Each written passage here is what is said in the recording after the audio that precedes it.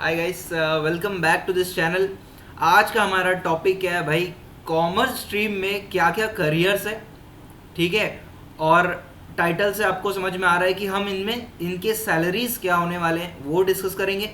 और इस particular courses में जॉब रोल्स क्या होंगे। जॉब रोल्स मतलब आप उस पर्टिकुलर कोर्स को परस्यू करोगे तो आप क्या काम करोगे। जैसे अगर मैं बात करूं, आप लोको पायलट, लोको पायलट में ट्रेन चला रहे हैं। पायलट मतलब क्या, एयर पायलट मतलब क्या है? आप एरोप्लेन उड़ाते हो। आप सीए करते हो या एमबीए करते हो, करना क्या है पता ही नहीं। समझ में आ रहा है? तो कंपनी के अंदर बैठ के आप क्या करोगे वो हम डिस्कस करने वाले हैं। और ये चीज जानना बहुत ही ज़्यादा इंपॉर्टेंट होता है।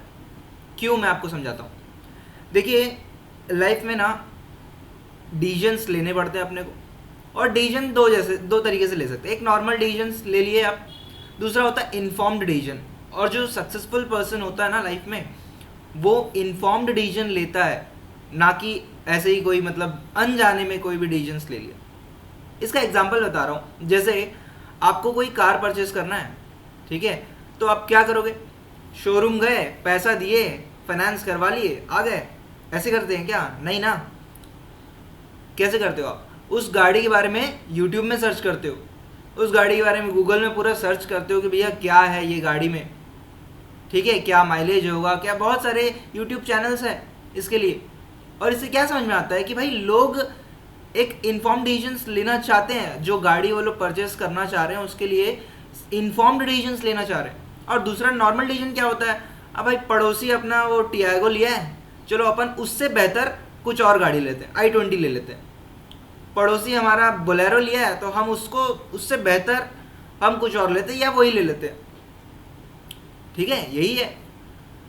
तो अगर आप एक गाड़ी परचेस करने के लिए इन्फॉर्म डिसीजन लेना चाह रहे हो तो जीवन का सबसे बड़ा इन्वेस्टमेंट होता है पढ़ाई भाई, एजुकेशन। सबसे इंपॉर्टेंट इन्वेस्टमेंट है। उसके लिए आपको इन्फॉर्म डिसीजन लेना चाहिए कि नहीं लेना चाहिए। और उस इन्फॉर्म डिसीजंस के लिए क्या क्या फैक्टर्स होंगे वो मैं बताने आपके सामने आया हूं। देखो, और एक पर्सनल एग्जांपल मैं आपको समझा रहा हूं। देखो, आप लोग को पता ही होगा, आप लोग अगर मुझे फॉलो कर रहे होंगे, तो मैं एक क्वालिफाइड चार्टर्ड अकाउंटेंट हूँ और एजुकेटर हूँ पिछले सालों, कई सालों से। ठीक है, तो मैं आपको बताता हूँ, जब मैं सीए पास किया था तो क्या किया था मैं। जैसे मैं क्लियर किया अपना चार्टर्ड अकाउंटेंसी कोर्स, मेरे को बड़ा इंटरेस्ट था स्टॉक्स में, इक्विटी में। तो मैं एक कोर्स खरीदा। उस कोर्स इमार्टिकस बोल के एक इंस्टीट्यूट है मुंबई का, वहाँ से मैं ऑनलाइन कोर्स खरीदा, जिसमें हमारे को इक्विटी रिसर्च एनालिसिस बताया जाता है। बहुत बढ़िया कोर्स था और मैंने बहुत अच्छा उसमें सीखा, इक्विटी फंडामेंटल एनालिसिस। ठीक है, और उसमें प्लेसमेंट्स वगैरह भी थे बाहर। अगर आप क्वालिफाइड चार्टर्ड अकाउंटेंट हो उसके बाद ऐसे कोई एड ऑन कोर्स करोगे तो आपको बहुत ही अच्छे जॉब ऑफर्स आपको बाहर मिलते हैं। बट जैसे मैं वो कोर्स किया, वो कोर्स करीब करीब 60,000 रुपये का था। मैंने उसको किया और उसके बाद मैं देख रहा हूँ कि मैं, क्योंकि मेरा एक लिमिटेशन था कि मेरे को इस पर्टिकुलर भिलाई एरिया में रहना था, मेरे को बाहर नहीं जाना था। इस कारण अब मैं वो कोर्स किया। मैं ये सोचा कि यार बड़ा मज़ा आएगा यहाँ, अगर मैं कहीं जॉब करूँगा तो मैं समझा पाऊँगा और वैल्यू ऐड कर पाऊँगा। और यहाँ जब मैं अपना जॉब शुरू किया एक प्राइवेट कंपनी में, तो मैं देख रहा हूँ कि उस पर्टिकुलर चीज़ का मैं मतलब उसका कोई यूज़ ही नहीं कर पा रहा हूँ। जो इक्विटी रिसर्च एनालिसिस मैं मतलब पढ़ाई किया था, जो कोर्स मैं किया था, और मैं हमारे ऑफिस में मैं एक मैनेजर फाइनेंस था और हमारे को in and out daily liquidity management, ये सब चीज़ें, बहुत सारे अलग अलग चीज़ें हमको देखना था, लेकिन इक्विटी रिसर्च का मैं कुछ भी नहीं कर पाया। तो क्या किया मैं, क्या हुआ मेरे साथ कि भाई मैंने एक अच्छा कोर्स परचेज किया ये सोच के कि मैं उसका यूज़ करूँगा, लेकिन नहीं कर पाया। तो मेरे लिए एक लॉस हुआ ना, पैसे का तो नुकसान हुआ ना। ठीक है, चलो नॉलेज है मेरे को, ठीक है, कोई दिक्कत नहीं है, लेकिन पैसे का तो नुकसान हुआ। जो मैं सोच रहा था वो तो हो नहीं पाया। तो ये चीज़ आप लोग के साथ ना हो। मैं तो चलो ये बनने के बाद ऐसे एक गलत डिसीजन ले लिया, लेकिन कई स्टूडेंट्स क्या करते हैं, ट्वेल्थ के बाद कुछ जाने बगैर बस कोई भी कोर्स कर लिए, कुछ भी कर लिए। ये चीज़ नहीं करना है। और इसका दिक्कत क्या होता है, देखो मैं आपको बता रहा हूँ। एक स्कूल में एक क्लासरूम में एवरेज कॉमर्स स्टूडेंट्स कितने होते हैं? एवरेज बता रहा हूँ 35 स्टूडेंट्स होते हैं। पिछले कई सालों से मैं पढ़ा रहा हूँ तो मेरे को थोड़ा बहुत आइडिया है। स्कूलों में जो एवरेज स्टूडेंट्स है 35 है, कई में 50 से ज़्यादा भी होते हैं, बट एवरेज अपन लेके चले 35 होते हैं। तो 35 को अगर मैं कैटेगराइज करूँ तो 20 स्टूडेंट्स ऐसे हैं जो लोग बस ले लिए हैं कॉमर्स। बस मतलब एक तो वो लोग बहुत अच्छा पढ़ने में नहीं थे तो ले लिए, ठीक है। दूसरा चीज़ कुछ और मिल नहीं रहा था, बोले चलो कॉमर्स ही ले लेते हैं। 10 स्टूडेंट्स ठीक है, चलो मीडियोकर है, ठीक ठाक पढ़े फिर भी कॉमर्स लिए, चलो मैथ्स नहीं चाहिए था कॉमर्स लिए।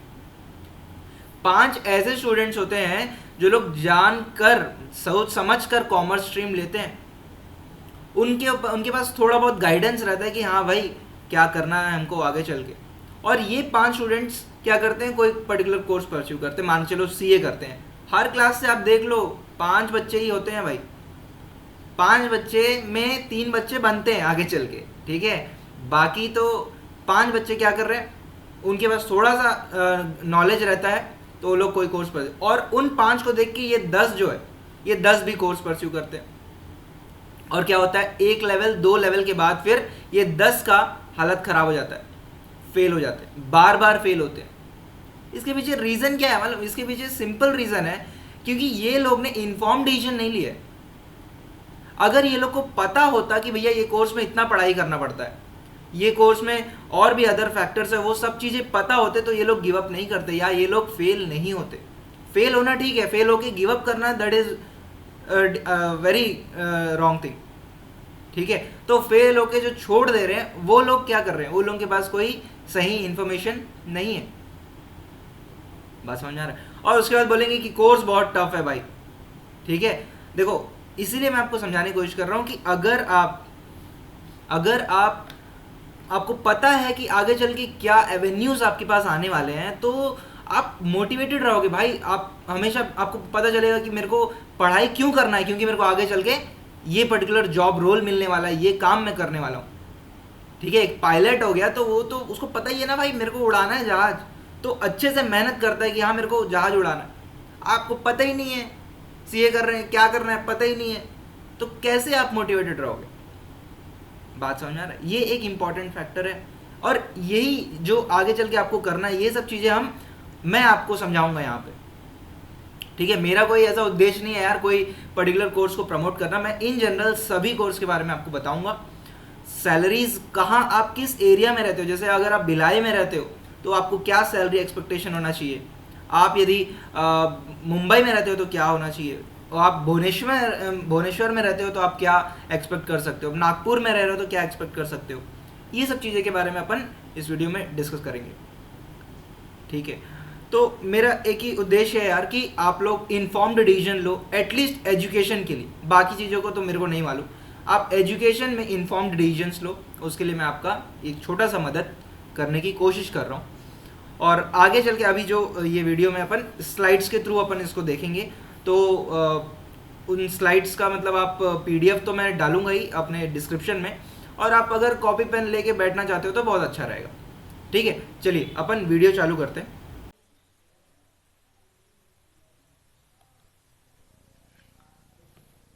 तो यार चलिए वीडियो चालू करते हैं। तो जैसे अपन डिस्कस किए, ये मेरे बारे में कुछ इन्फॉर्मेशन है, ठीक है। ये आप देख सकते हो, पढ़ सकते हो, ठीक है। एक चीज मैं हाईलाइट करना चाहता हूँ यहाँ पे कि स्टेट बोर्ड, ठीक है, मैंने स्टेट बोर्ड से पढ़ाई किया है, ठीक है ठीक है। चलिए, और मैं सीए परस्यू किया हूँ, ठीक है। और एक चीज मैं हाईलाइट करना चाहता हूँ कि मैंने यहाँ पे, ये एक प्राइवेट ऑर्गेनाइजेशन है, ये एक गवर्नमेंट ऑर्गेनाइजेशन है, और ये तो प्रैक्टिसिंग। तो मेरे को लगभग कह सकते हैं कि आप तीनों जो एरियाज होते हैं एक सीए के पास, वो सारे में मैंने काम किया हो, और ये एजुकेशन, ठीक है। तो थोड़ा बहुत यार ज्ञान है यार, है ना, देने के लिए आप लोग को, ठीक है। ऐसा मत सोचना कि ये कौन आ गया, ठीक है। चलिए तो भाई कौन है, किनको हम ये सब चीजें समझा रहे हैं? स्टूडेंट्स ऑफ कॉमर्स स्ट्रीम, ठीक है। कॉमर्स स्ट्रीम में हो आप, या आप जो भी मतलब आपके पेरेंट्स है, ठीक है। पेरेंट्स को भी जानना बहुत ज्यादा जरूरी है, क्योंकि वो लोग को इन्वेस्टमेंट करना है यार, है ना, वो लोगों को ही इन्वेस्टमेंट करना है, तो दे मस्ट बी अवेयर, ठीक है। और करियर्स इन कोर कॉमर्स फील्ड, ठीक है, मतलब ये नहीं देखो, कई लोग होते हैं कॉमर्स लेने के बाद जर्नलिज्म करेंगे, डिजाइनिंग करेंगे, कोडिंग करेंगे, एयर हॉस्टेस या हॉस्ट बनेंगे। ये सब चीजें हम यहाँ पे डिस्कस नहीं करेंगे। कोर कॉमर्स फील्ड में हम क्या पढ़ाई हो सकता है, किसके मतलब उसके बारे में अपन यहाँ पे जान रहे हैं। तो भैया क्या क्या कोर्सेस है इंडिया में ल्यूक्रेटिव, ल्यूक्रेटिव मतलब जिससे धन कमाया जा सकता है अच्छा खासा। ठीक है, क्या है सर?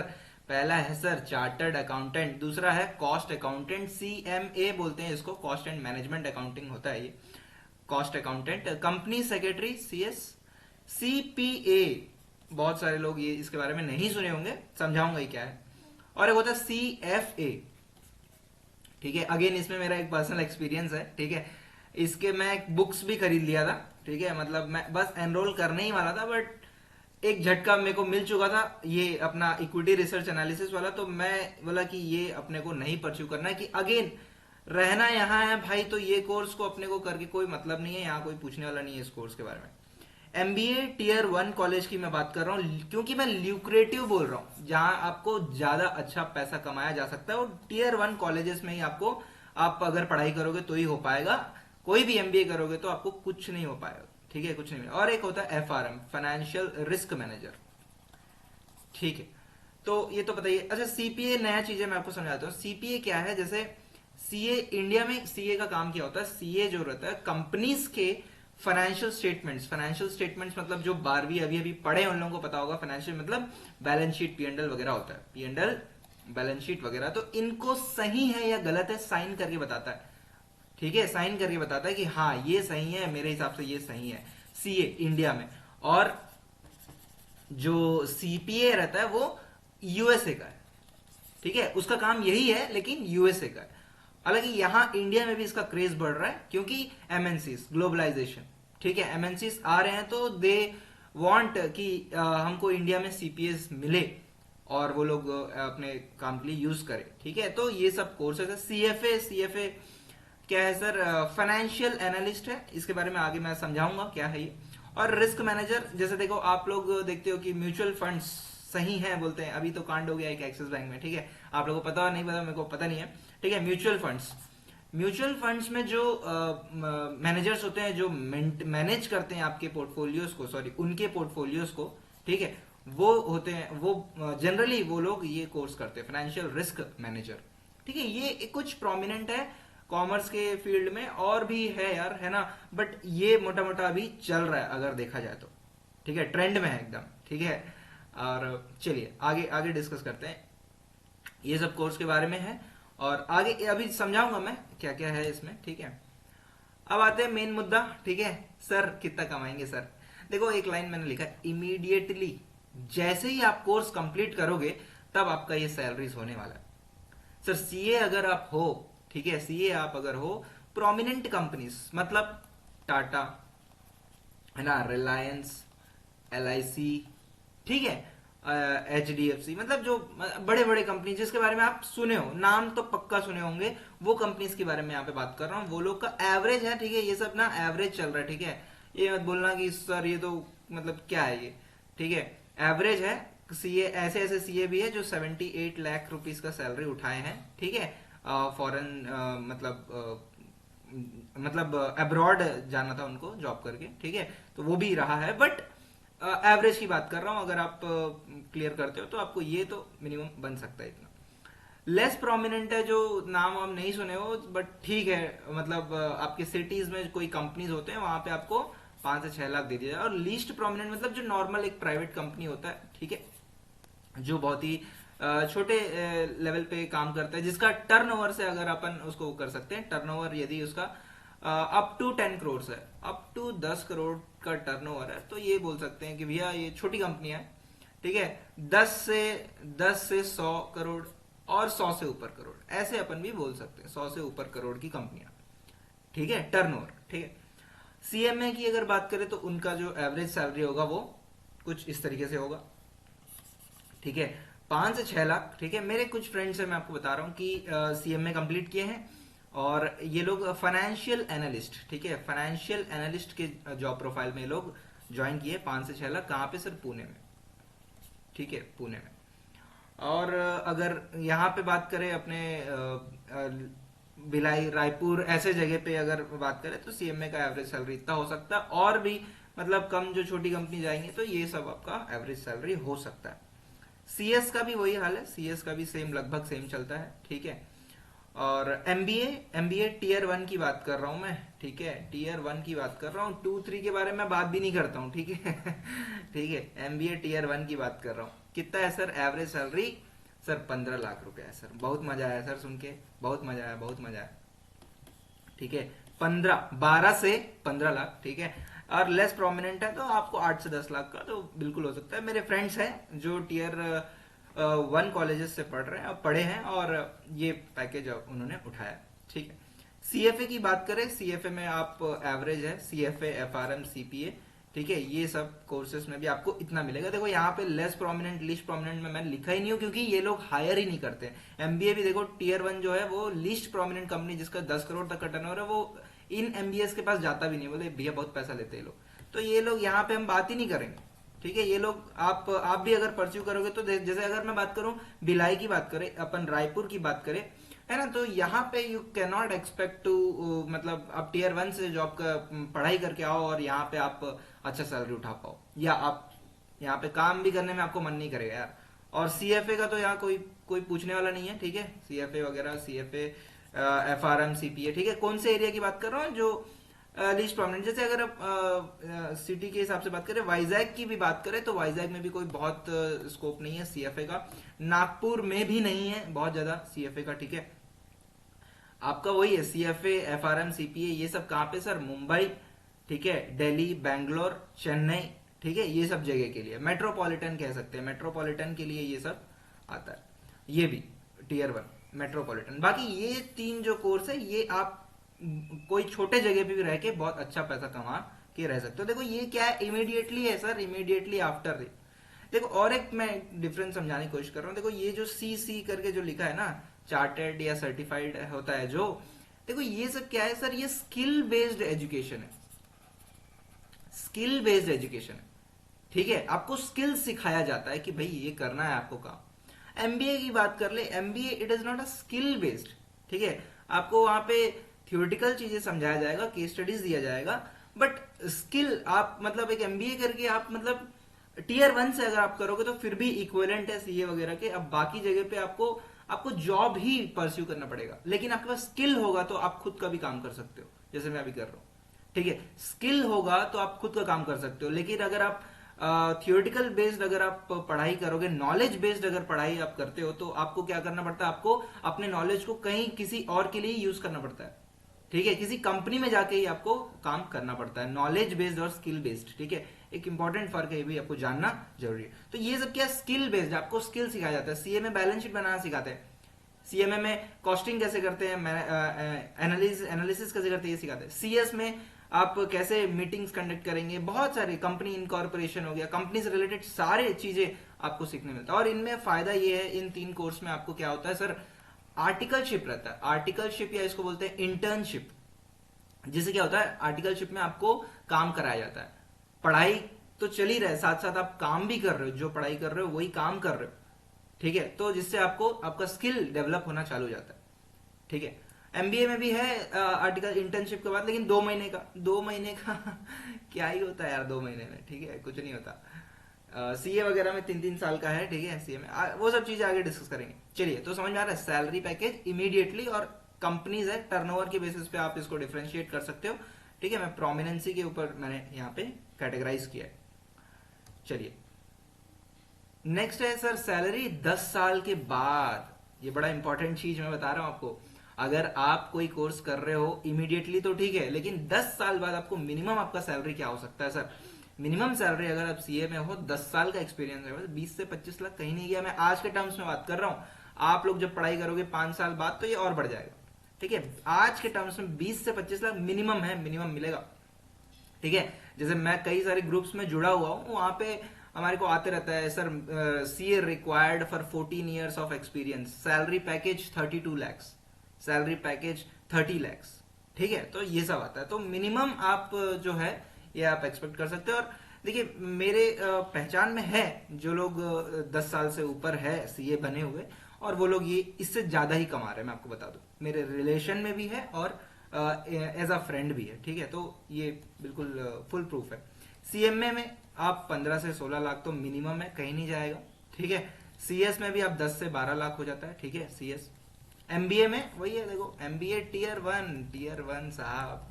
देखो देखो आपको एक चीज लग रहा होगा सर एमबीए में, अच्छा एमबीए जोरदार है, मजा है, पैसा बहुत है सर। लेकिन एक दिक्कत क्या है ना एमबीए में जो इनिशियल कॉस्ट है ना सर, टीयर 1 कॉलेजेस का जो इनिशियल कॉस्ट है वो भी आपका एवरेज बता रहा हूं, एवरेज कॉस्ट जो लगता है एमबीए का वो लगभग आपका 20 से 25 लाख लग जाता है, एवरेज कॉस्ट बता रहा हूं।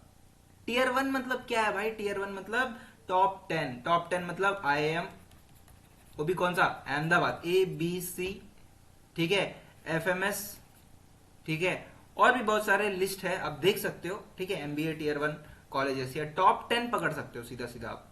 तो इनमें इन्वेस्टमेंट भी है। एफएमएस दिल्ली को एक्सक्लूड करें, एफएमएस दिल्ली का जो कॉस्ट है वो बहुत कम, 10 लाख मुश्किल से खर्चा है, ठीक है। बाकी ये सब में ABC में 36 लाख का फीस है, ठीक है। तो ये देना पड़ता है, तो उसके हिसाब से आपको यहाँ पे सैलरी मिल रहा है भाई, ठीक है। सीए में 25 लाख आप मतलब इनिशियली देखे थे। सीए में जो खर्चा है मैं आपको बता रहा हूँ, खर्चा क्या है, मुश्किल से 3 लाख, मुश्किल से। देखो एक मतलब कहना ऐसे रहता है कि सीए जो करते हैं ना वो लोग से जब आप डिस्कस करोगे बोलेंगे सर क्या लगता है सीए करने के लिए? सर पैसा तो कुछ नहीं लगता, पैसा तो बहुत कम लगता है सर, जवानी लगता है सर, ठीक है। जवानी पूरा आपको देना पड़ेगा, है ना, सीए कोर्स करने के लिए, ठीक है। क्योंकि 5 साल का कोर्स है, ठीक है। देखो ये सब चीजें मैं अपने जो ऑफलाइन सेमिनार है उसमें डिस्कस करूंगा, हर कोर्स के अंदर इन डिटेल में डिस्कस करूंगा। अभी मैं सभी कोर्स का ओवरव्यू बता रहा हूँ, ठीक है। अब थोड़ा सा मैं भी मतलब सीए के बारे में थोड़ा बताने में मेरे को अच्छा लगता है यार, देखो कुछ नहीं कर सकते उसके लिए, ठीक है। चलिए फिर एफआरएम और सीपीए आप करोगे तो आपको ये आपका मिनिमम पैकेज रहेगा 10 साल के बाद में, ठीक है। अगर आप अभी सोच रहे हो तो 10 साल के बाद मतलब आज के टर्म्स में, ठीक है, वो बढ़ जाएगा फिर। चलिए तो सैलरी के बारे में हमने डिस्कस कर लिया, एरिया वाइज हमने सैलरी डिस्कस कर लिया, 10 साल बाद क्या सैलरी होगा वो भी डिस्कस कर लिया। अब हम चलते हैं जॉब रोल्स में, क्या क्या आपको एवेन्यूज मिल सकते हैं, ठीक है।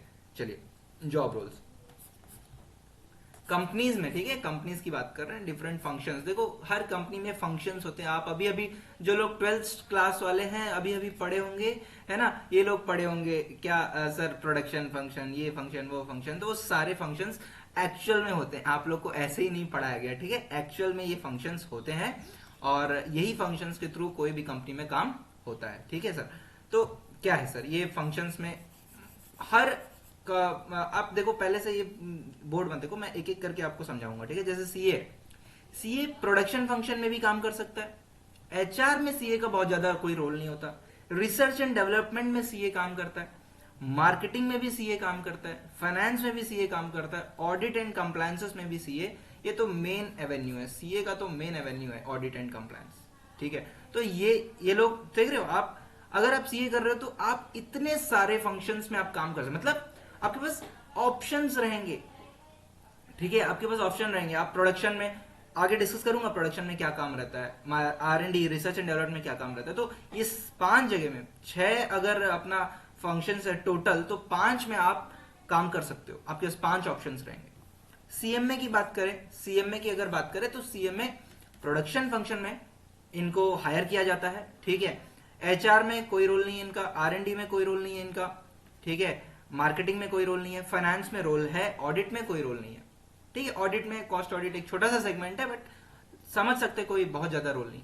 सीएस यदि आप करते हो, बहुत सारे लोग ना मेरे पास आते हैं सर सीएस करेंगे, ठीक है सर क्यों सीएस करेंगे, क्योंकि सर थोड़ा इजी है ऐसा बोलते हैं, मैं तो नहीं बोलता हूँ इजी है, ऐसा बोलते हैं इजी है और बोलते हैं थ्योरी है, ज्यादा प्रैक्टिकल नहीं है तो मजा आएगा करने में, तो इसलिए सीएस परस्यू करना चाहते हैं। लेकिन देखो सीएस के पास ऑप्शन देखो, प्रोडक्शन में काम नहीं कर सकता, एचआर में नहीं कर सकता, रिसर्च एंड डेवलपमेंट में नहीं कर सकता, मार्केटिंग में नहीं कर सकता, सिर्फ एक एवेन्यू है सीएस के पास, ऑडिट एंड कंप्लायंस, बस ऑडिट एंड कंप्लायंस में काम कर सकता है। हायर करते हैं जनरली इसी सेगमेंट में हायर करते हैं सीएस को। तो देखिए आप जरूर बनो, कोई दिक्कत नहीं है, सीएस बन सकते हैं, कर सकते हैं, लेकिन आपके पास ऑप्शंस क्या रहेंगे, सिर्फ ऑडिट एंड कंप्लायंस, और वो क्या आगे भी काम क्या रहता है वो मैं समझाऊंगा डिटेल में, अभी समझेंगे। ठीक है। एमबीए, एमबीए देखो एमबीए में भी बहुत सारे एवेन्यूज है, प्रोडक्शन में भी हो सकता है, एचआर में, आर&डी में भी होता है आजकल। ठीक है, नो मैंने लिखा है बट होता है, ऐसा नहीं कि नहीं हो सकता, बट स्टिल मान के चलेंगे कि इमीडिएटली आपको हायर नहीं किया जाएगा एमबीए करके आप रिसर्च एंड डेवलपमेंट करोगे, नहीं ऐसा नहीं होता। ठीक है। मार्केटिंग में आप बिल्कुल एकदम जबरदस्त, फाइनेंस में यस, ऑडिट में कोई रोल नहीं है एमबीए का। ठीक है, एमबीए बुरा मत मानना भाई लोग। ठीक है, एमबीए जो देख रहे होंगे अगर आप कोई एमबीए स्टूडेंट्स है तो ऑडिट कंप्लायंस में तो आप लोगों को कोई इज्जत नहीं है, कोई रोल नहीं है, आपको पूछते नहीं हम लोग। ठीक है। फिर है आपका सीएफए और एफआरएम, सॉरी गलती हो गया, एफआरएम। ठीक है, सीएफए और एफआरएम देखो इसमें भी देखो एवेन्यूज बहुत ज्यादा नहीं है, आप प्रोडक्शन में नहीं कर सकते काम, मतलब एचआर में आपको हायर नहीं करेंगे, आर&डी के लिए हायर नहीं करेंगे, मार्केटिंग के लिए नहीं करेंगे, फाइनेंस में बस आप काम कर सकते हो और ऑडिट में भी आपका कोई रोल नहीं है। सीपीए में अगेन, सीपीए में भी ये सब में नहीं है। ठीक है, बस आपका फाइनेंस में आप काम करोगे और ऑडिट एंड कंप्लायंस, मैंने बताया ना सीपीए क्या है, यूएसए का चार्टर्ड अकाउंटेंट है समझो, तो ऑडिट एंड कंप्लायंस में इसका भी काम रहता है। तो देखो ये एक अच्छा डोमेन है, आपको बताऊं ऑडिट एक बहुत ही सुंदर और बहुत ही अच्छा डोमेन है, audit and compliance her company में। और उसमें किस किस का रोल है, सीए का रोल है, और सीएस यदि आप करना चाहो उसका रोल है, और एक सीपीए। ठीक है, ये है आपके पास ऑप्शंस। ठीक है, तो ये हो गया फंक्शंस। आप जैसे ये कोर्स कंप्लीट होगा, जो भी कोर्स आप करोगे, आपको तुरंत इन फंक्शंस में हायर कर लिया जाएगा। ठीक है, सीए को आर&डी में कैसे हायर करते हैं मैं आपको बताता हूं। रिसर्च एंड डेवलपमेंट, सीए पास हो गए आप रिसर्च एंड डेवलपमेंट कर सकते हो। बाकी कोई भी देखो, बाकी कोई भी कोर्स में आपको इमीडिएटली आफ्टर हायरिंग, आपको इमीडिएटली आफ्टर कोर्स कंप्लीशन आपको ये मौका नहीं मिलेगा, सीए में मिलेगा। ठीक है, ऑडिट एक सुंदर चीज है, मार्केटिंग तो एमबीए वाले ही जनरली है, मार्केटिंग में सीए का क्या रोल है डिस्कस करेंगे, अभी आगे डिस्कस करेंगे। ठीक है, तो चलिए आगे चलते हैं। और इन अब अपन क्या करने वाले, इन पर्टिकुलर फंक्शंस में क्या क्या काम होते हैं उनको अपन देखेंगे। चलिए, तो ब्रीफ क्या है, देखो प्रोडक्शन में काम क्या होता है सर, प्रोडक्शन में प्रोक्योरमेंट, ठीक है, और दूसरा है लॉजिस्टिक्स, और तीसरा है कॉस्टिंग। तो देखो आप देख रहे हो पिछले स्लाइड में हमने लिखा था प्रोडक्शन किसके लिए, एक है सीए, एक है सीएमए और आपका एमबीए। ठीक है, मैं लिखा हूं, मेरे को याद है। ठीक है, आप लोगों को पीछे मतलब भूलने की कोई आवश्यकता, मैं फिर से यहां लिख रहा हूं। तो सीए जो है प्रोडक्शन फंक्शन में उसका क्या काम रहता है, देखिए मैं बता रहा हूं। परचेजेस रहते हैं, परचेजेस जो रहते हैं आपके, इंपोर्ट्स वगैरह भी रहते हैं, तो इंपोर्ट में बहुत कंप्लायंसेस रहता है। इंपोर्ट में आपका फॉरेक्स से भी डील करना पड़ता है, आपको एलसी लेटर ऑफ क्रेडिट वगैरह में आपको डील करना पड़ता है। ठीक है, ये सब चीजें, लेटर ऑफ क्रेडिट मतलब आप पढ़े होंगे यार, ये सब है ना 11th क्लास में ये सब पढ़े होंगे, और जो पेरेंट्स देख रहे हैं ये सब अगर वो लोग ऐसे कुछ काम जानते हैं तो ठीक है, अदरवाइज वही है, मैं डिटेल में अपन अलग से सेमिनार में अपन डिस्कस करेंगे। ठीक है, तो प्रोडक्शन में सीए का क्या काम रहता है, फॉरेक्स का काम रहता है, एलसी का काम रहता है, और इन जनरल परचेजेस का। लॉजिस्टिक्स में, लॉजिस्टिक्स क्या है भाई, लॉजिस्टिक्स में आपको बता रहा हूं, एमबीएस भी, अगर कोई भी ऐसे जो लोग हैं, जो लोग एमबीएस फोकस कर रहे हैं टीयर 1 में, तो लॉजिस्टिक्स से जबरदस्त डोमेन आगे चल के नहीं है। अगले 10 साल में इंडिया का जो मतलब टारगेट है, लॉजिस्टिक्स में अपने को बेहतर होना है। देखो आप लोग को पता होगा कि देखो चाइना में मैन्युफैक्चरिंग ज्यादा होता है, जितने जो भी माल खरीदते चाइना से खरीदा जाता है। क्यों खरीदा जाता है सर, चाइना में एक तो चीप लेबर है, चीप लेबर के अलावा एक और चीज है वहां पे, लॉजिस्टिक्स जो है, लॉजिस्टिक्स बहुत ही जबरदस्त है, इंफ्रास्ट्रक्चर। ठीक है, वियतनाम भी चाइना के बाद आता है आज के डेट में, प्रोडक्शन अच्छी अच्छी कंपनियां वियतनाम जाते हैं भैया परचेज मतलब प्रोडक्शन मैन्युफैक्चरिंग फैसिलिटी डालने में। क्यों, क्योंकि वहां पे छोटी सी कंट्री है, छोटा सा देश है, आपको एक्सपोर्ट्स करना है तो मतलब समुद्र का जो मतलब वही है, जो रूट्स है वो बहुत छोटे हैं, तो कम समय लगता है। यहाँ इंडिया इतना बड़ा देश है, ठीक है, अगर आप नागपुर में अगर आप मैन्युफैक्चरिंग करते हो तो आपको मुंबई जाके आपको एक्सपोर्ट करना पड़ेगा, एक दिन तो ट्रैवलिंग में लग जाए, 2 दिन लग जाता होगा ट्रक में, समझ रहे। तो ये सब चीजें हम सुधार रहे हैं, हमारा पूरा जो फोकस है गवर्नमेंट का वो लॉजिस्टिक्स में है। आप सुने होंगे गोल्डन क्वाड्रिलैटरल, ये सब अपन है ना, वो सब चीजें, भारत माला है ना, सागर माला, ठीक है, ये सब। तो logistics very very beautiful domain, CA के लिए भी और एमबीए के लिए। ठीक है, सीएमए का उतना ज्यादा रोल नहीं है लॉजिस्टिक्स में। नेक्स्ट बात करें कॉस्टिंग। कॉस्टिंग में सीएमए का डोमेन है भाई, सीएमए लोग अपन को घुसने नहीं देंगे, ठीक है।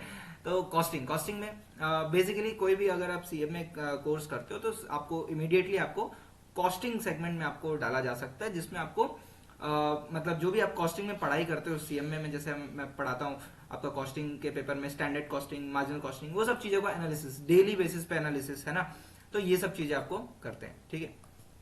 तो ये हो गया प्रोडक्शन फंक्शन में।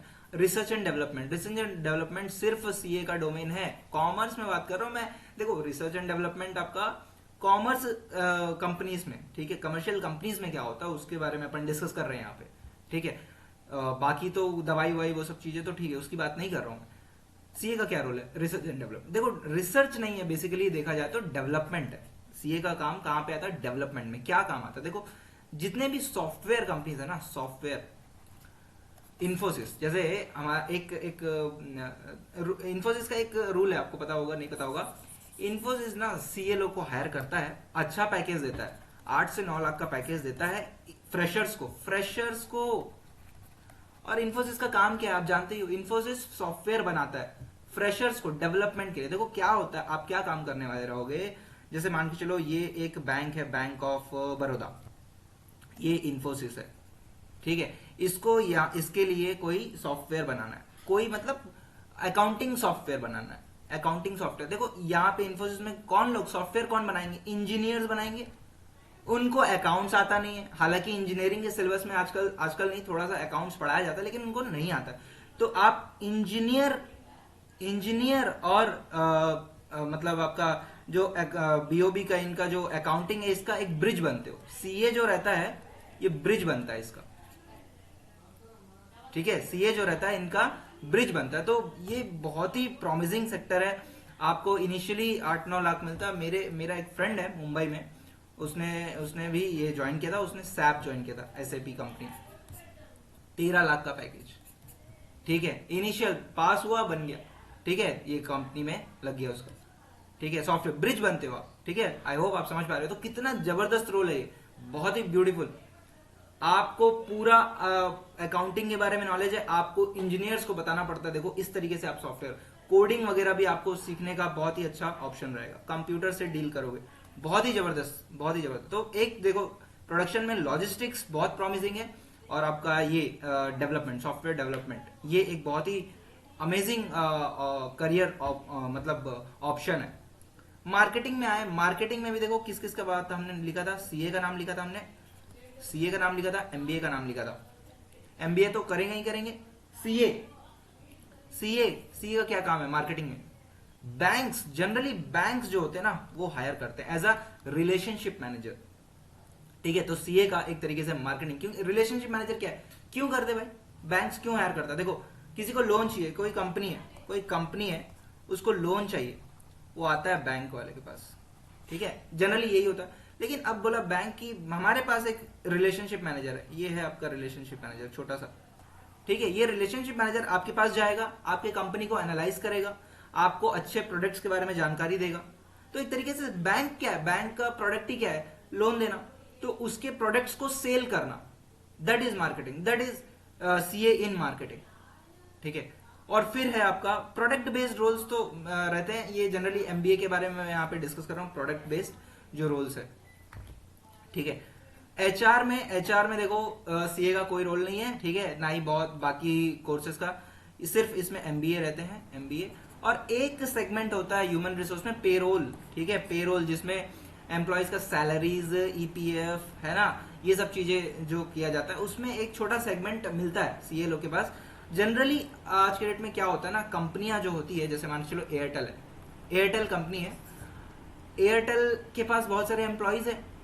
तो एक चीज क्या है, उसके पास एक एचआर डिपार्टमेंट होगा,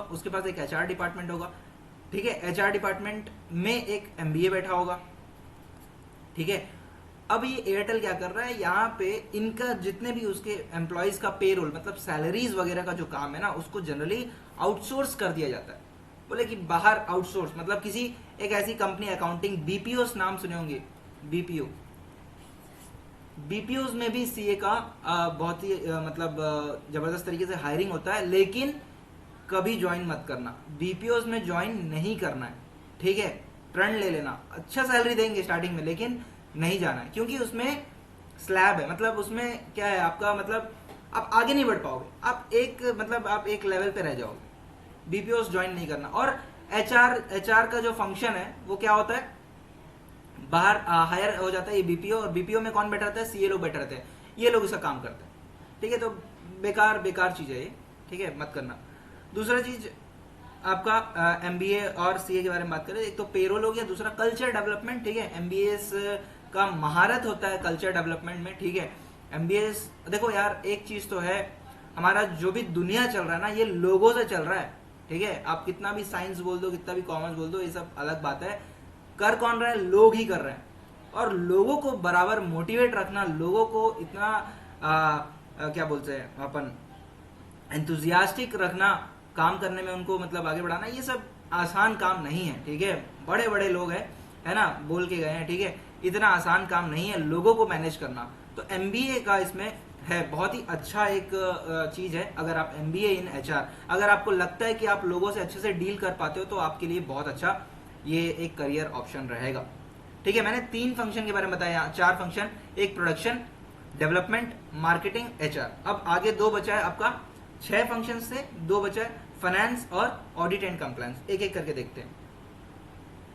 सर फाइनेंस, इसमें किसका रोल है अपने को तो पता है, CA, CMA, MBA, yes MBA, CFA, CPA, FRM, तो दिख रहा है सर। क्या सर, कंपटीशन है सर, यहाँ पे आपके टक्कर में लोग आएंगे, आपके टक्कर में लोग रहेंगे यहाँ पे, लेकिन इन टक्कर में भी सबसे ऊपर, सबसे ज्यादा इज्जत किसको मिलता है, इसको मिलता है। और बेस्ट बताऊं, बेस्ट चीज क्या है बताऊं, सीए प्लस सीएफए या CA plus MBA tier 1, CA plus CFA plus FRM, ठीक है। ये सब करते हैं, ठीक है, आप लोग घबराना मत, ये सब करे हुए लोग हैं। मेरा फ्रेंड है यार, मुंबई में मेरा फ्रेंड है जो ये कर रहा है, सीएफए लेवल 3 में अभी वो।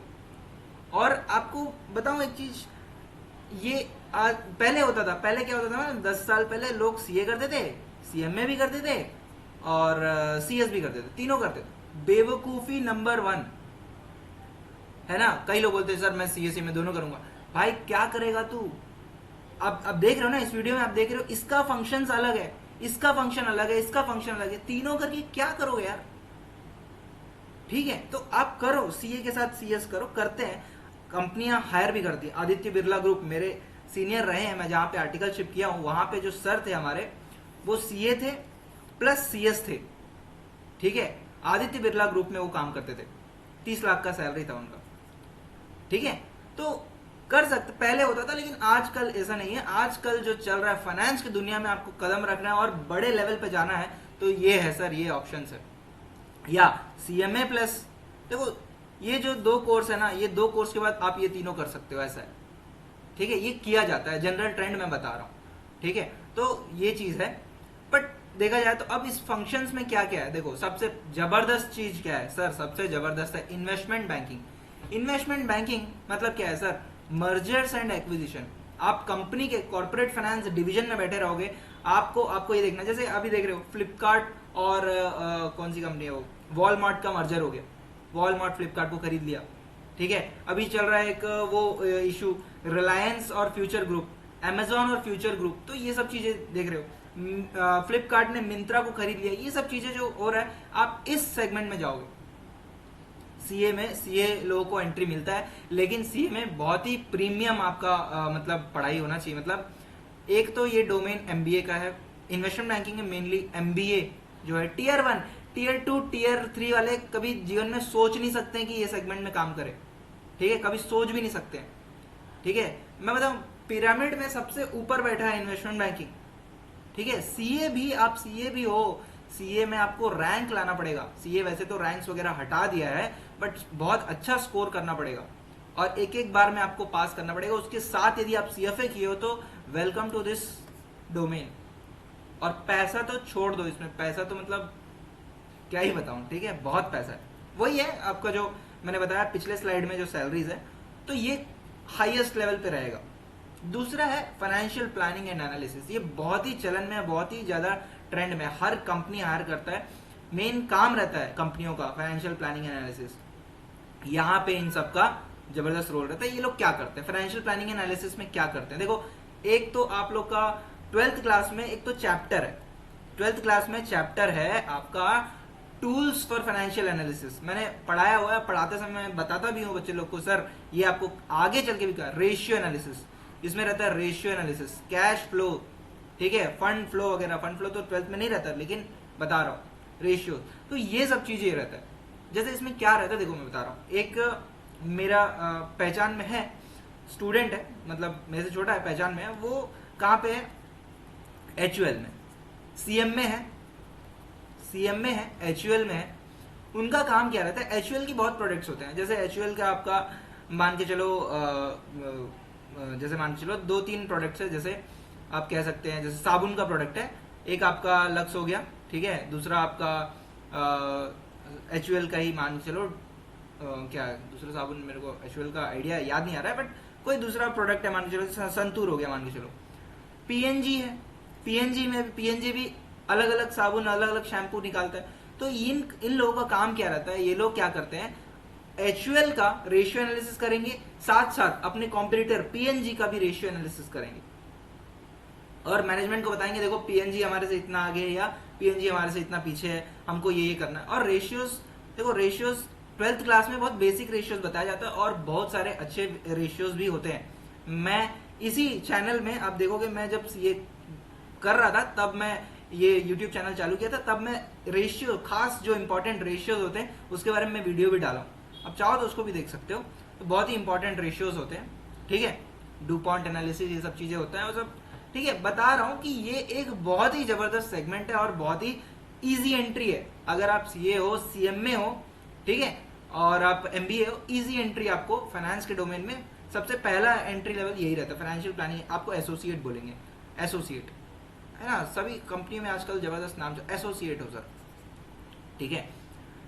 फिर है आपका इक्विटी रिसर्च, बहुत ही सुंदर आपका एक डोमेन है इक्विटी रिसर्च। इसमें क्या होता है मैं आपको बता रहा हूँ।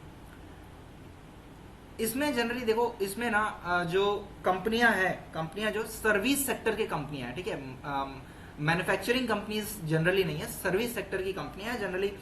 आपका बिग 4 हो गया, मैक्वायरी हो गया, ठीक है, और आपका और भी कंपनियां हैं, ठीक है, बीएनपी पारिबस हो गया, ये सब चीजें। ये लोग क्या करते हैं मैं बता रहा हूँ, मैं इसको एक्सपीरियंस मैं खुद ही किया हूँ, ठीक है। मैं बताया, मैं वो जो कोर्स किया था है ना इमार्टिकल वाला, तो उसके बाद मैं खुद ही ये काम करता था, खुद ही अपने लिए रिसर्च करता था। कैसे करता था, मेरा एक सेगमेंट था 2 व्हीलर मोटर व्हीकल, ठीक है, 2 व्हीलर मोटर व्हीकल, जिसमें 2 कंपनियों के पीछे मैं पड़ा था, एक आपका हीरो और दूसरा आपका बजाज, ठीक है, और आपका आइचर मोटर्स वही कंपनी है जो रॉयल एनफील्ड बनाता है, ठीक है।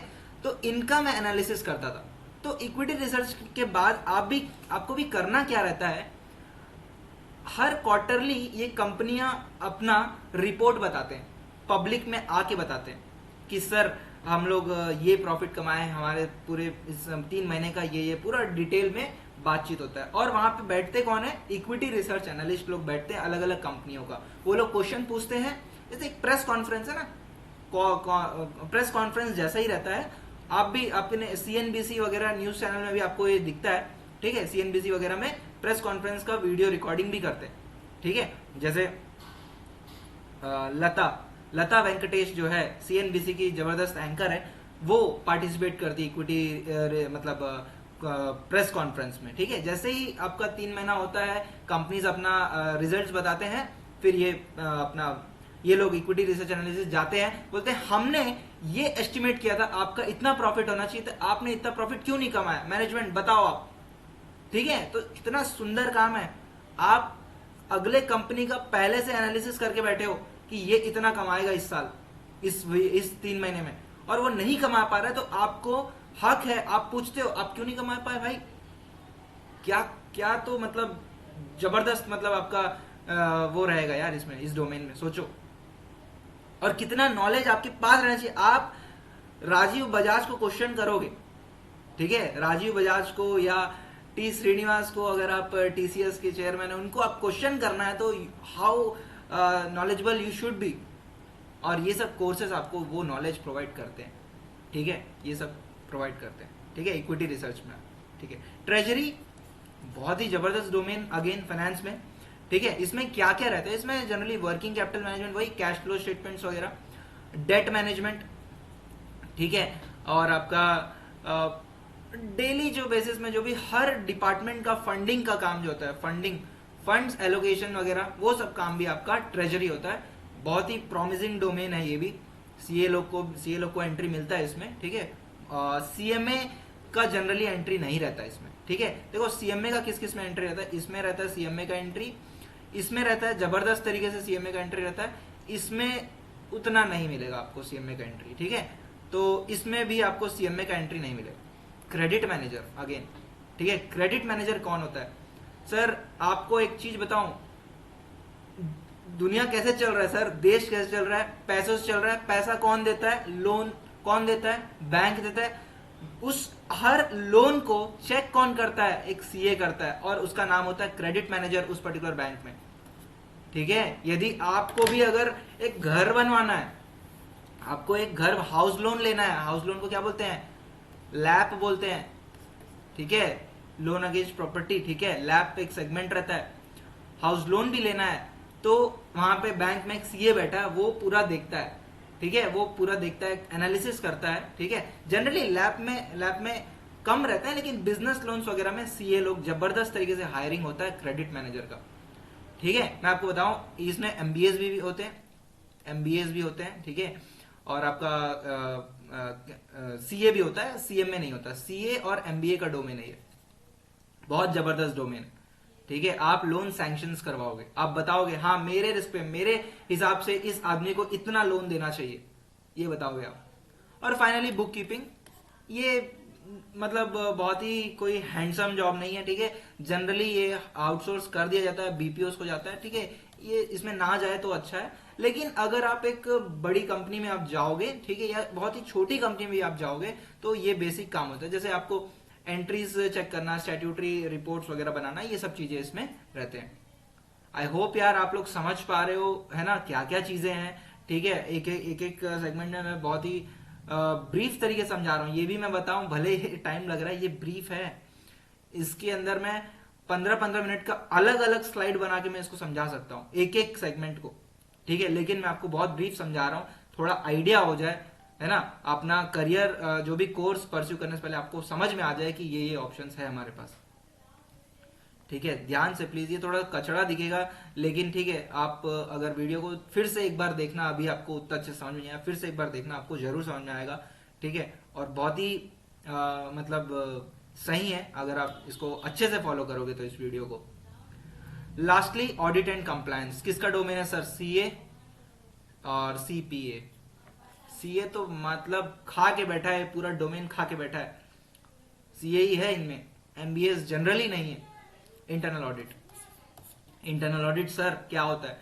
इंटरनल ऑडिट मतलब आप अपने ही कंपनी का जांच पड़ताल खुद ही करते हो, ठीक है, इंटरनल ऑडिट। या इंटरनल ऑडिट मतलब आप फर्म्स में काम कर रहे हो तो उसमें भी आपको दूसरे कंपनियों में जाके वो लोग सही से काम कर रहे हैं कि नहीं कर रहे हैं वो चेक करते हैं। बहुत ही अच्छा कोर्स है, ठीक है, और सॉरी बहुत ही अच्छा डोमेन है। और इसमें कुछ फर्म है, मेरे को उस फर्म का नाम याद नहीं आ रहा है, मैं जब आर्टिकल चिप कर रहा था उस कंपनी के बारे में, उस फर्म के बारे में सुना था। इंडिया की जबरदस्त जो टॉप मोस्ट फर्म है इंटरनल कंट्रोल, इंटरनल ऑडिट के ऊपर, वो मतलब उस पर्टिकुलर जगह में अगर आपको जॉब मिलता है ना, वही कंपनी नहीं, मतलब आप जैसे मैं अभी आपको बताया था, मेरे सर थे आदित्य बिरला ग्रुप के, आदित्य बिरला ग्रुप एबीजी, यहां पे वो इंटरनल ऑडिट विंग में ही थे, 30 लाख, ठीक है। और भी मेरे पहचान वाले हैं, ये लोग इंटरनल ऑडिट में अच्छा करते हैं। और मतलब क्या करते हैं, काम क्या होता है, जो अलग अलग फंक्शंस ने अपना अपना काम किया, उन फंक्शंस को जाके चेक करते हैं कि आपने क्या सही किया कि नहीं किया, ठीक है। तो सीए का डोमेन है ये, ठीक है। Taxation, direct tax, indirect tax, ठीक है। टैक्सेशन आपको पता ही है, जीएसटी, जीएसटी का फुल फॉर्म क्या है, क्या है नहीं, देखो जीएसटी का फुल फॉर्म है गब्बर सिंह टैक्स, ठीक है ना। गुड्स एंड सर्विस है, और गुड एंड सिंपल भी बोलते हैं, लेकिन जनरली गुड्स एंड सर्विस मतलब है तो ये गुड्स एंड सर्विस बोलते हैं गब्बर सिंह टैक्स, ठीक है ठीक है। तो टैक्सेशन, इनडायरेक्ट टैक्सेशन, वही आपको जैसे आपका इनडायरेक्ट में आपका इंटरनेशनल टैक्सेशन भी आ जाता है, ठीक है, इंटरनेशनल टैक्सेशन, ठीक है, ये सब भी आता है। इसमें भी बहुत ही अच्छा मतलब चीज है, मतलब आप अगर आप टैक्सेशन में अगर आप करियर बनाओगे तो जबरदस्त तरीके से मतलब आप मतलब ग्रो कर पाओगे, ठीक है। अलग अलग जैसे सीए लोगी, अगेन इसमें भी सीए है डोमेन इनका, ठीक है, पूरा पूरा डोमेन ही सीए का है, इसमें एमबीए पता ही नहीं है। एमबीए लोग को जीएसटी का 3B क्या होता है नहीं पता होगा, ठीक है।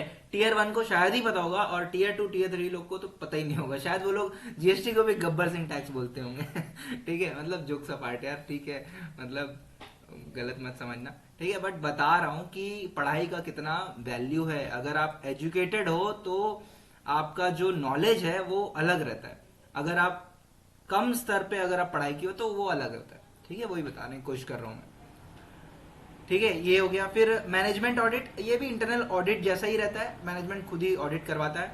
फिर आता है आपका कंपनी लॉ से रिलेटेड, या ये है सीएस, सीएस का डोमेन, मीटिंग्स कंडक्ट करवाना, और दुनिया भर का जो भी कंपनी में आपको पता है, कंपनी में बोर्ड मीटिंग कराना पड़ता है, जनरल मीटिंग होता है, एक्स्ट्राऑर्डिनरी मीटिंग होता है, ये सब चीजें कौन करवाता है? सीएस। सीएस का कोई रिप्लेसमेंट नहीं है, सीए भी नहीं है, ठीक है। कंपनी लॉ में सीएस का कोई रिप्लेसमेंट नहीं। अगर आप सोच रहे हो कि हाँ भाई मेरे को सीएस करके कंपनी में बढ़िया बैठ के काम करना है, ठीक है, और कंपनी के जैसे देखो, और एक चीज है, कंपनी लॉ जो सीएस करते हैं ना, वो लोग, जैसे आप लोग को एक केस पता होगा, मैं आपको बताऊं, टाटा वर्सेस आपका क्या नाम है उनका यार, आई एम सो सॉरी यार, मैं भूल रहा हूं, उनके चेयरमैन थे, चेयरमैन, नाम भूल रहा हूँ, मिस्त्री है क्या, तो मिस्त्री है वो, उनका नाम भूल रहा हूँ, सो सॉरी, टाटा के चेयरमैन थे।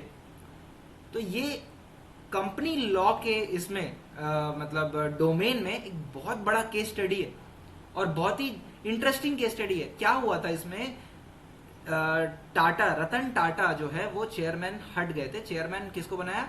साइरस मिस्त्री है जहां तक उनका नाम, ठीक है, साइरस मिस्त्री को चेयरमैन बनाया। 3-4 साल उन्होंने शायद चेयरमैनशिप संभाला, और उसके बाद टाटा ने खुद ही, रतन टाटा ने एक मोशन पास करके उनको चेयरमैन से हटा दिया, ठीक है, चेयरमैन पद से सीधा हटा दिया, बोले आप काम नहीं करोगे टाटा में। उसको फिर बोर्ड में रखे हैं, बोर्ड ऑफ डायरेक्टर में वो है, बट बता रहा हूं, तो ये जो पावर है, ये हटा देना, ये सब कौन सजेस्ट करता है? एक सीएस सजेस्ट करता है। उस कंपनी का जो सीएस होगा ना, वो समझाया होगा, सर हमारे पास ये ताकत है, इससे हम इस डायरेक्टर को हटा सकते हैं, इस चेयरमैन को हटा सकते हैं, ठीक है, या जो भी आपको परस्यू करना है। तो सीएस, अगर आप बड़े लेवल पे अगर आप जाना चाहते हो, बड़ी कंपनी, देखो सीएस छोटी कंपनी पहली बात तो हायर ही नहीं करती है, ठीक है, छोटी कंपनियों में सीएस का बहुत ही चिल्लर रोल है। बड़ी कंपनी एमएनसी लेवल पे अगर आप अच्छा सीएस करके, अच्छे जगह से करके आप करोगे, देखो अगेन भिलाई, रायपुर, ये सब, नागपुर, ये सब एरिया में मतलब नहीं, कर लो यहां से, लेकिन जाना कहां है? मुंबई, दिल्ली, ठीक है, चेन्नई, बैंगलोर, ये सब जगह में आपको अगर अच्छा कमांड करना है, मतलब अच्छे जगह पे अच्छे से करना है, तो सीएस एक गुड ऑप्शन है आपके लिए, ठीक है। लेकिन अगर आपको यहाँ मतलब ऐसे कोई भी कंपनी में आपको एंट्री नहीं मिल जाएगा, बड़ी कंपनी में आपको जाना पड़ेगा, तब आपका इज्जत है। और जनरली, और देखो वैसे तो बहुत कुछ चीजें हैं यार, ठीक है, ये सब फर्स्ट कोर्स है, ये सब पहला कोर्सेस है आपको, जो आप 12th पास कर रहे हो उसके बाद के कोर्सेज के बारे में बता रहा हूँ, एक्सेप्ट एमबीए, ठीक है, ये सब कोर्सेज आप 12th के बाद तुरंत परस्यू कर सकते हो। इनके बाद भी इनके बाद मेन पढ़ाई होता है, मतलब मेन मतलब करने वाले करते हैं इसके बाद, जैसे सीए के बाद सीएफए करते हैं, सीएस के बाद लॉ करते हैं लोग, सीएस के बाद लॉ, कभी कई लोग साथ में भी करते हैं, बहुत ही जबरदस्त कॉम्बिनेशन, ठीक है। और अदर लॉस मतलब बहुत कुछ आ जाते हैं इसमें ईपीएफ हो गया, कॉन्ट्रैक्ट एक्ट हो गया, ठीक है, ये सब चीजें। तो हमारा भी एक्सपीरियंस है, जैसे हमारे कोल्ड स्टोरेज का काम था, हमारा भी ग्रुप कंपनी था, ठीक ठाक जगह काम किया हूँ, ये ग्रुप कंपनी था, लॉजिस्टिक्स का काम था, बायोमास पावर प्लांट था, ठीक है, ये सब चीजें था। हम भी एनसीएलटी में के विंग में काम किए। एनसीएलटी मतलब नेशनल कंपनी लॉ ट्रिब्यूनल, मतलब इंसॉल्वेंसी, कंपनी को बंद कराते हैं, कंपनी बंद हो जाती है, उस कंपनी को खरीदना, उस पे मेरा एक इंपॉर्टेंट रोल रहा है। तो ये सब लॉज जो है उसमें भी आपको बहुत अच्छा मतलब डोमेन आप ले सकते हो। फाइनली जो लोग बोले सरकारी का नौकरी चाहिए सर, सरकारी सरकारी नौकरी का बड़ा इज्जत है सर, धन दौलत मिलता है इसके बाद ही ठीक है ठीक है। सरकारी जॉब यदि आप देख रहे हो तो ये सब डायरेक्ट एंट्री, डायरेक्ट वैकेंसीज आते हैं। आप गूगल में सर्च करो CA CS CMA vacancies in government jobs, 15 ठोक अभी की अभी मिल जाएंगे आपको वैकेंसीज, ठीक है। तो ये है, और इनके सेपरेट एग्जाम्स होते हैं लेकिन, ठीक है। तो इनके जैसे गवर्नमेंट जॉब आपको करना है तो आप CA तो बन जाओगे, लेकिन इन लोगों का अलग अलग एग्जाम्स होता है, उसको भी आपको पास करना पड़ता है। वो बड़ा बड़ा चिल्लर टाइप का एग्जाम रहेगा, हो जाता है, उसमें कोई दिक्कत नहीं। दूसरी बात है सर्विस सेक्टर। अभी तो अपन ने कंपनीज के बारे में बात किया था, अब क्या है, सर्विस है, फर्म्स की बात कर रहे हैं। फर्म्स में आपका क्या आ जाता है, आपका बड़ी फर्म्स, ये है बिग 4 है सर, ये क्या है, बिग 4, ठीक है। कई लोग को लगता है बिग 4 ही कंपनी का नाम है, ठीक है, ऐसा नहीं है। बिग 4 मतलब ये 1 है, ये 2 है, ये 3 है और ये 4 है। पहले बिग 5 हुआ करता था, ठीक है। मैं हमेशा अपने क्लास में, इसका एक केस स्टडी है, मैं क्लास में समझाता हूँ बिग 5, ठीक है। तो वो तो अभी बिग 4 बचे हैं। अभी हमारे देश में जो माहौल चल रहा है वो है कि इंडिया के जो मतलब ये बिग 4 को छोड़ के इंडिया के जो फर्म्स है, इंडियन फर्म्स है, उनका नाम रोशन हो। जैसे मैं जिस फर्म में काम करता था, दिल्ली का टॉप 20th कंपनी था वो, टॉप 20th फर्म था वो, ठीक है।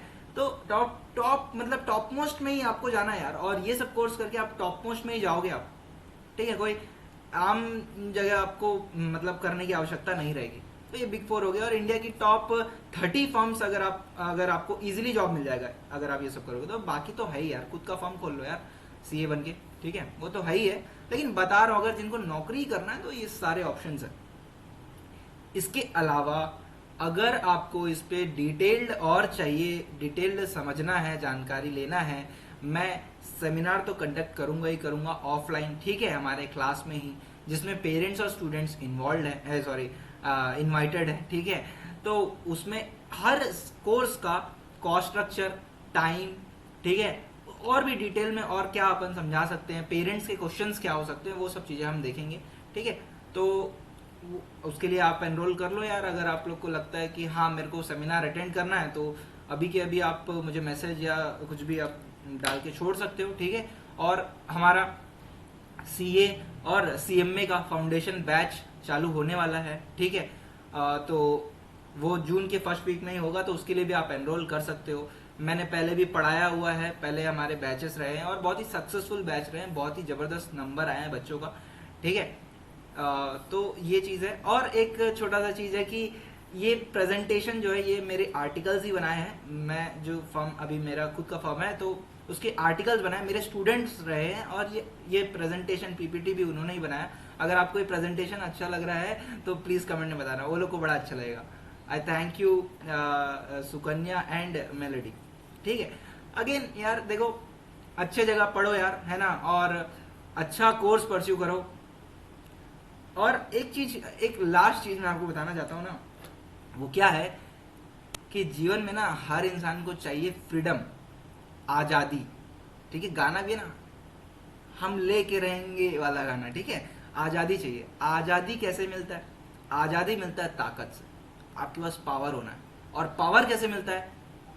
कुछ इंपॉर्टेंट चीज आप अचीव करोगे तभी आपके पास ताकत होगा, ठीक है। तो इस नोट पे मैं एंड करता हूँ। इन दी एंड आगे चल के आपको मतलब महसूस होगा, अभी तो फ्रीडम विडम क्या है, कुछ नहीं है, ऐसा समझ के चलोगे, लेकिन फ्रीडम एक बहुत ही इंपॉर्टेंट चीज होता है लाइफ में। वो मिलता है ताकत से, और ताकत मिलता है ऐसे कुछ बड़े अचीवमेंट से। तो बड़ा अचीव करो,